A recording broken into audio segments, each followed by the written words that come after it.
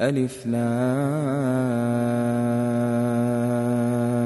را تلك آيات الكتاب المبين إنا أنزلناه قرآنا عربيا لعلكم تعقلون نحن نقص عليك أحسن القصص بما أوحينا إليك هذا القرآن وإن كنت من قبله لمن الغافلين إذ قال يوسف لأبيه يا أبت إني رأيت 11 كوكبا والشمس والقمر رأيتهم لي ساجدين قال يا بني لا تقصص رؤياك على إخوتك فيكيدوا لك كيدا إن الشيطان للإنسان عدو مبين وكذلك يجتبيك ربك ويعلمك من تأويل الأحاديث ويتم نعمته عليك وعلى آل يعقوب كما أتمها على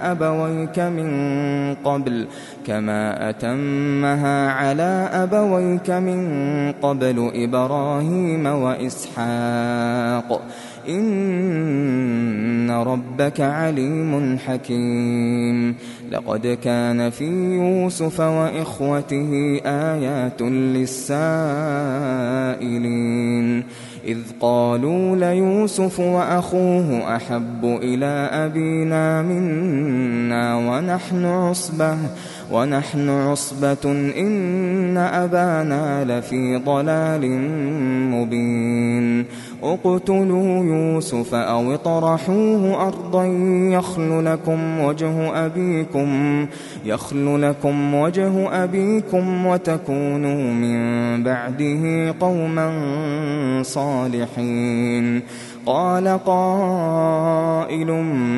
منهم لا تقتلوا يوسف وألقوه في غيابة الجب يلتقطه بعض السيارة إن كنتم فاعلين قالوا يا أبانا ما لك لا تأمنا على يوسف وإنا له لناصحون أرسله معنا غدا يرتع ويلعب وإنا له لحافظون قال إني ليحزنني أن تذهبوا به وأخاف أن يأكله الذئب وأنتم عنه غافلون قالوا لئن أكله الذئب ونحن عصبة إنا إذا لخاسرون فلما ذهبوا به وأجمعوا أن يجعلوه في غيابة الجب وأوحينا إليه لتنبئنهم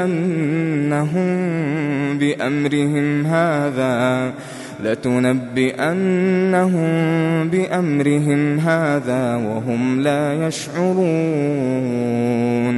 وجاءوا أباهم عشاء يبكون قالوا يا أبانا إنا ذهبنا نستبق وتركنا يوسف عند متاعنا فأكله الذئب وما أنت بمؤمن لنا ولو كنا صادقين وجاءوا على قميصه بدم كذب قال بل سولت لكم أنفسكم أمرا فصبر جميل والله المستعان على ما تصفون وجاءت سيارة فأرسلوا واردهم فأدلى دلوه قال يا بشرى هذا غلام وأسروه بضاعة والله عليم بما يعملون وشروه بثمن بخس دراهم معدودة وكانوا فيه من الزاهدين وقال الذي اشتراه من مصر لامرأته أكرمي مثواه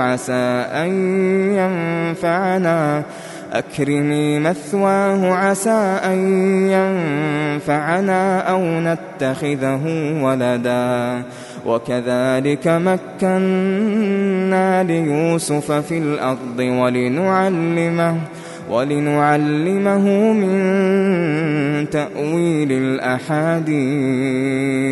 والله غالب على أمره ولكن أكثر الناس لا يعلمون ولما بلغ أشده آتيناه حكما وعلما وكذلك نجزي المحسنين وراودته التي هو في بيتها عن نفسه وغلقت الأبواب وقالت هيت لك قال معاذ الله إنه ربي أحسن مثواي إنه لا يفلح الظالمون ولقد همت به وهم بها لولا أن رأى برهان ربه كذلك لنصرف عنه السوء والفحشاء إنه من عبادنا المخلصين واستبق الباب وقدت قميصه من دبر وألف يا سيدها لدى الباب قالت ما جزاء من أراد بأهلك سوءا إلا أن يسجن أو عذاب أليم قال هي راودتني عن نفسي وشهد شاهد من أهلها إن كان قميصه قد من قبل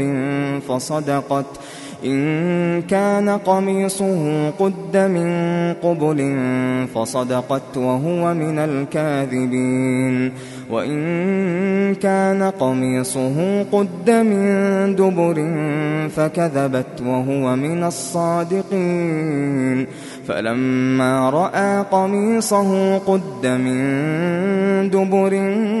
قال إنه من كيدكن إن كيدكن عظيم يوسف أعرض عن هذا واستغفري لذنبك إنك كنت من الخاطئين وقال نسوة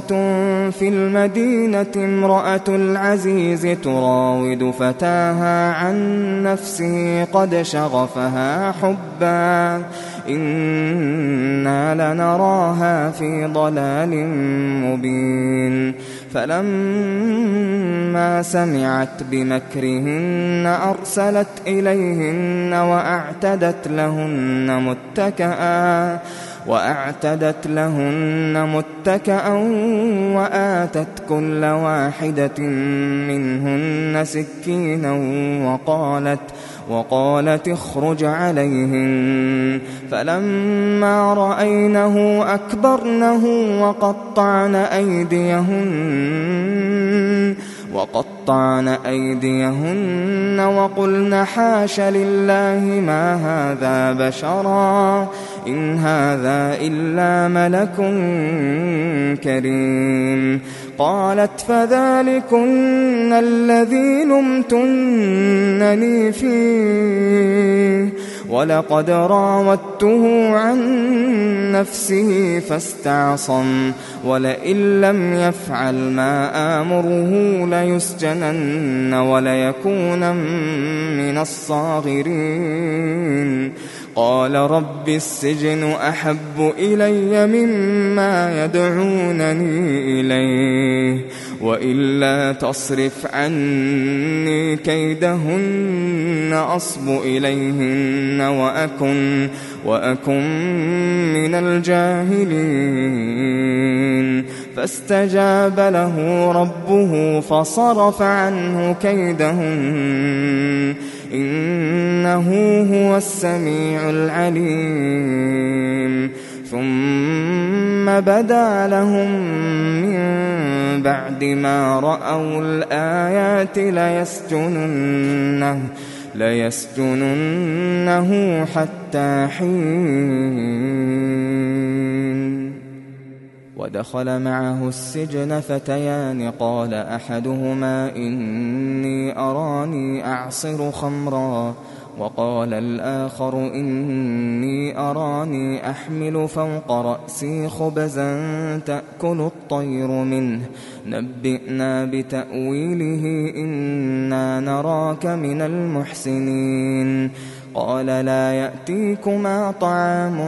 ترزقانه إلا نبأتكما بتأويله قبل أن يأتيكما ذلكما مما علمني ربي إني تركت ملة قوم لا يؤمنون بالله وهم بالآخرة هم كافرون واتبعت ملة آبائي إبراهيم وإسحاق ويعقوب ما كان لنا أن نشرك بالله من شيء ذلك من فضل الله علينا وعلى الناس ولكن أكثر الناس لا يشكرون يا صاحبي السجن أأرباب متفرقون خير أم الله الواحد القهار ما تعبدون من دونه إلا أسماء سميتموها أنتم وآباؤكم ما أنزل الله بها من سلطان إن الحكم إلا لله أمر ألا تعبدوا إلا إياه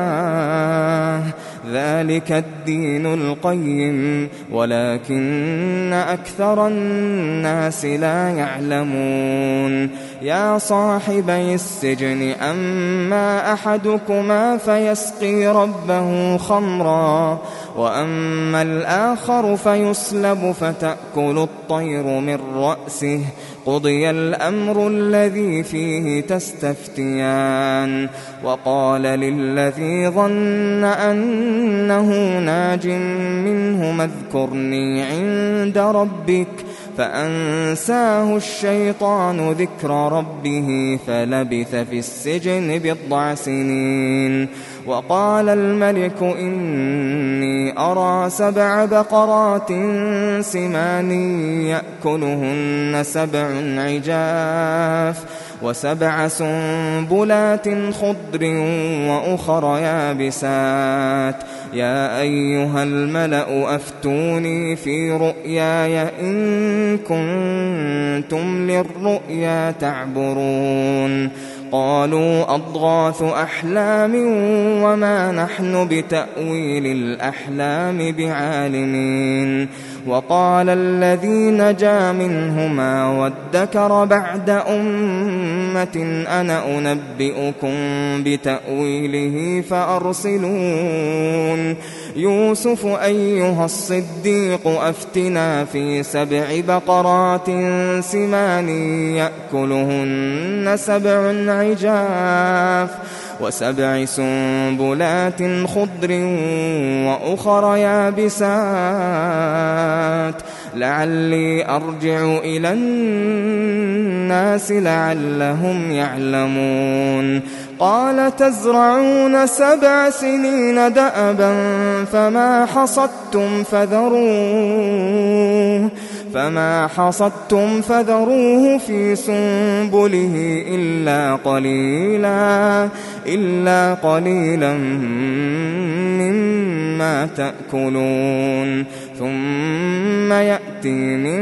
بعد ذلك 7 شداد يأكلن ما قدمتم لهن إلا قليلا مما تحصنون ثم يأتي من بعد ذلك عام فيه يغاث الناس وفيه يعصرون وقال الملك ائتوني به فلما جاءه الرسول قال ارجع إلى ربك فاسأله ما بال النسوة اللاتي قطعن أيديهن إن ربي بكيدهن عليم قال ما خطبكن إذ راوتن يوسف عن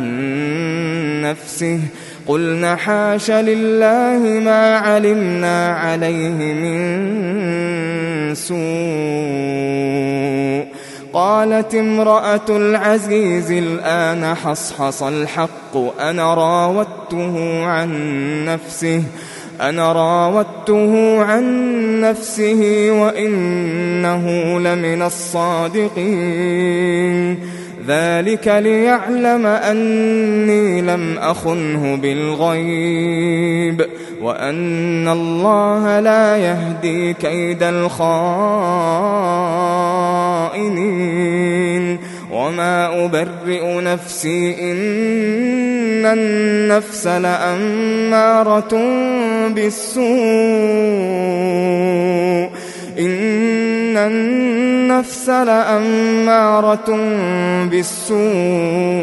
إلا ما رحم ربي إن ربي غفور رحيم وقال الملك ائتوني به أستخلصه لنفسي فلما كلمه قال إنك اليوم لدينا مكين أمين قال اجعلني على خزائن الأرض إني حفيظ عليم وكذلك مكنا ليوسف في الأرض يتبوأ منها حيث يشاء نصيب برحمتنا من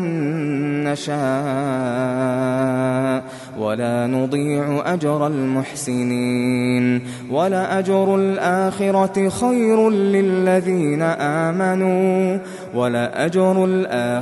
خير للذين آمنوا وكانوا يتقون وجاء إخوة يوسف فدخلوا عليه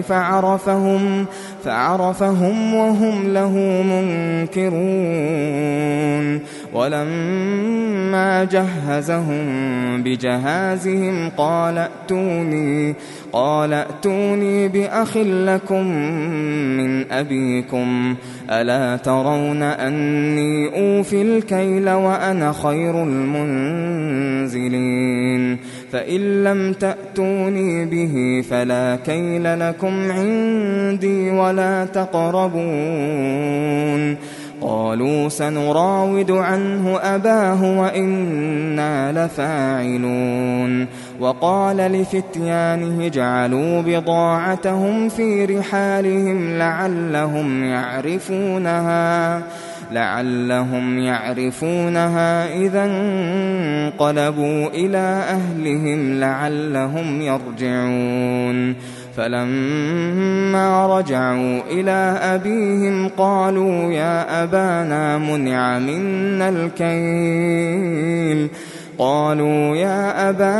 منع منا الكيل فأرسل معنا أخانا نكتل وإنا له لحافظون قال هل آمنكم عليه إلا كما أمنتكم على أخيه من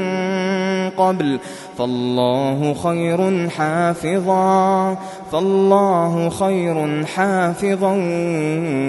وهو أرحم الراحمين ولما فتحوا متاعهم وجدوا بضاعتهم ردت إليهم قالوا يا أبانا ما نبغي هذه بضاعتنا ردت إلينا ونمير أهلنا ونحفظ أخانا ونزداد كيل بعير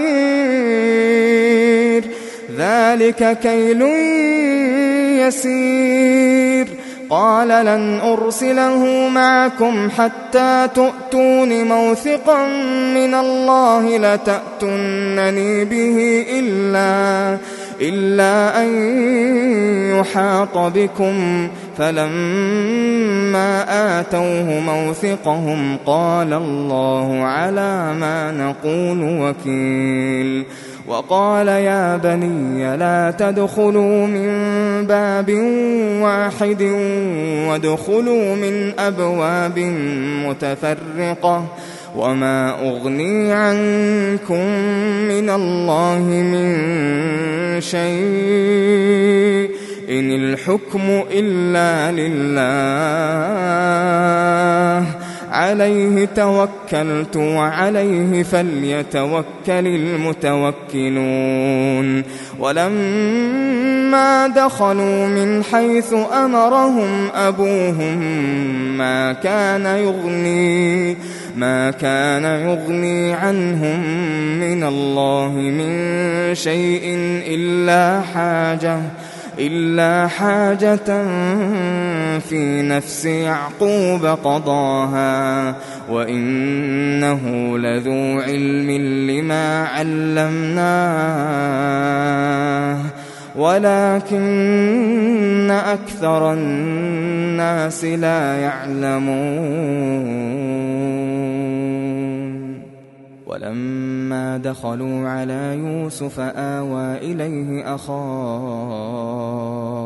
قال إني أنا أخوك فلا تبتئس بما كانوا يعملون فلما جهزهم بجهازهم جعل السقاية في رحل أخيه ثم أذن مؤذن أيتها العير إنكم لسارقون قالوا وأقبلوا عليهم ماذا تفقدون قالوا نفقد صواع الملك ولمن جاء به حمل بعير وأنا به زعيم قالوا تالله لقد علمتم ما جئنا لنفسد في الأرض وما كنا سارقين قالوا فما جزاؤه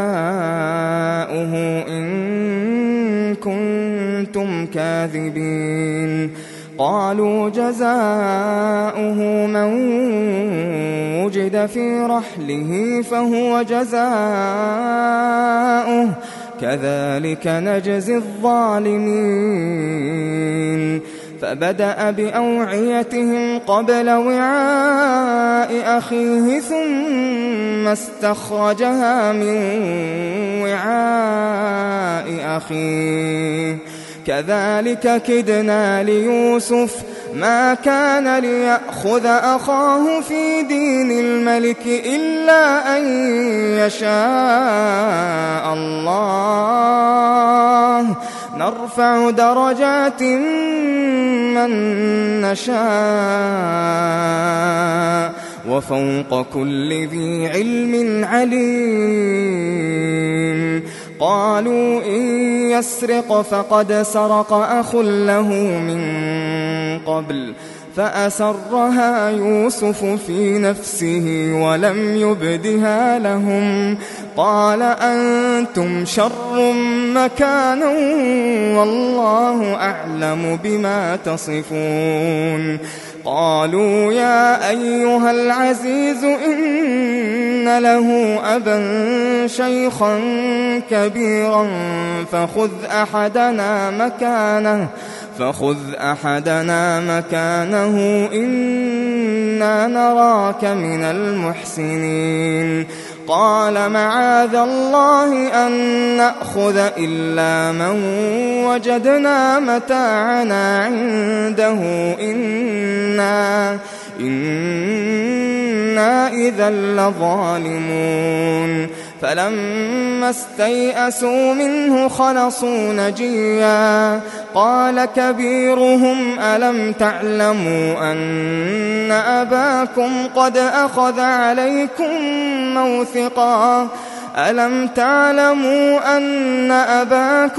أخذ عليكم موثقا من الله ومن قبل ما فرطتم في يوسف فلن أبرح الأرض حتى يأذن لي أبي أو يحكم الله لي وهو خير الحاكمين ارجعوا إلى أبيكم فقولوا يا أبانا إن ابنك سرق وما شهدنا إلا بما علمنا وما كنا للغيب حافظين واسأل القرية التي كنا فيها والعير التي أقبلنا فيها وإنا لصادقون قال بل سولت لكم أنفسكم أمرا فصبر جميل عسى الله أن يأتيني بهم جميعا إنه هو العليم الحكيم وتولى عنهم وقال يا أسفا على يوسف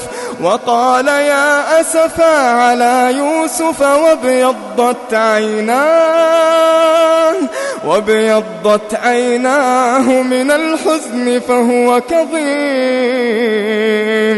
قالوا تالله تفتأ تذكر يوسف حتى تكون حرضا أو تكون من الهالكين قال إنما أشكو بثي وحزني إلى الله وأعلم من الله ما لا تعلمون يا بني اذهبوا فتحسسوا من يوسف وأخيه ولا تيأسوا من روح الله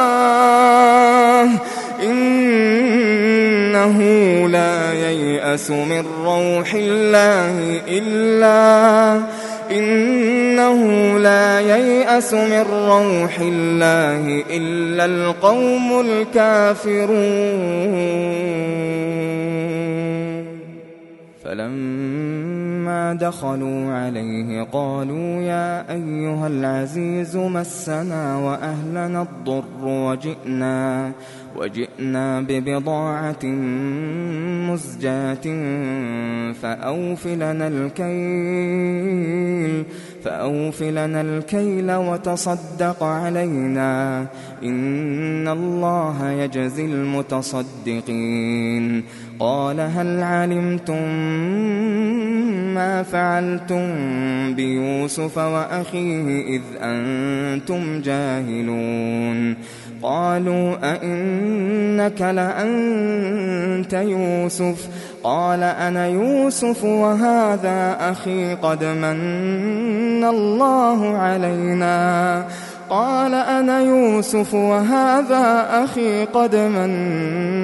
الله علينا إنه من يتق ويصبر فإن الله لا يضيع أجر المحسنين قالوا تالله لقد آثرك الله علينا وإن كنا لخاطئين. قال لا تثريب عليكم اليوم يغفر الله لكم وهو أرحم الراحمين. اذهبوا بقميصي هذا فألقوه على وجه أبي يأت بصيرا وأتوني بأهلكم أجمعين. ولما فصلت العير قال أبوهم إني لأجد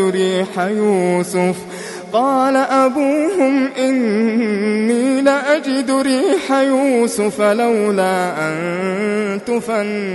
تفندون. قالوا تالله إنك لفي ضلالك القديم. فلما أن جاء البشير ألقاه على وجهه فارتد بصيرا قال ألم أقل لكم إني أعلم من الله ما لا تعلمون. قالوا يا أبانا استغفر لنا ذنوبنا إنا كنا خاطئين. قال سوف أستغفر لكم ربي إنه هو الغفور الرحيم. فلما دخلوا على يوسف آوى إليه أبويه وقال ادخلوا مصر إن شاء الله آمنين.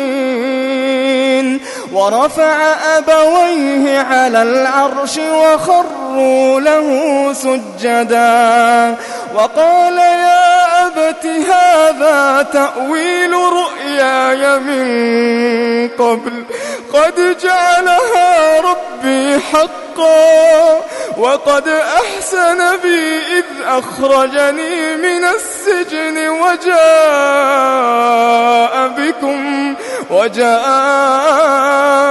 بكم من البدو من بعد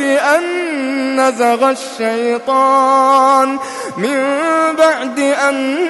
نزغ الشيطان بيني وبين إخوتي إن ربي لطيف لما يشاء إنه هو العليم الحكيم. رب قد آتيتني من الملك وعلمتني من تأويل الأحاديث فاطر السماوات والأرض أنت وليي في الدنيا والآخرة توفني مسلما وألحقني بالصالحين. ذلك من أنباء الغيب نوحيه إليك وما كنت لديهم إذ أجمعوا أمرهم وهم يمكرون. وما أكثر الناس ولو حرصت بمؤمنين وما تسألهم عليه من أجر إن هو إلا ذكر للعالمين. وكأي من آية في السماوات والأرض يمرون عليها وهم عنها معرضون. وما يؤمن أكثرهم بالله إلا وهم مشركون. أفأمنوا أن تأتيهم غاشية من عذاب الله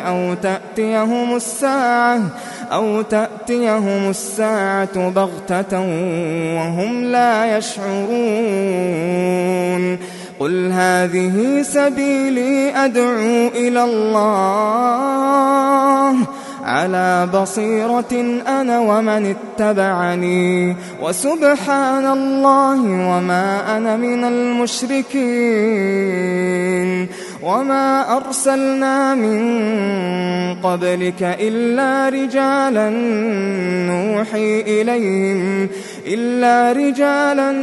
نوحي إليهم من أهل القرى أفلم يسيروا في الأرض فينظروا كيف كان عاقبة الذين من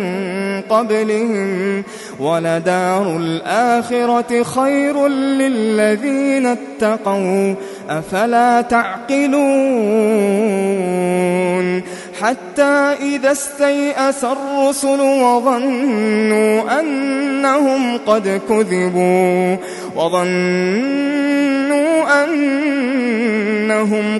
كذبوا جاءهم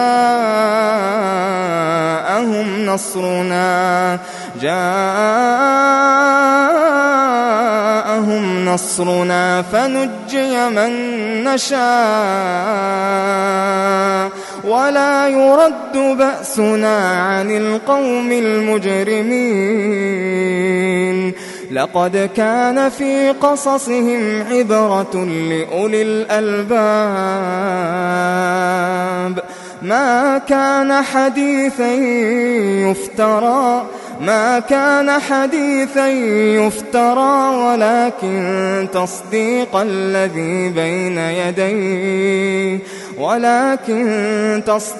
الذي بين يديه وتفصيل كل شيء وهدى ورحمة لقوم يؤمنون.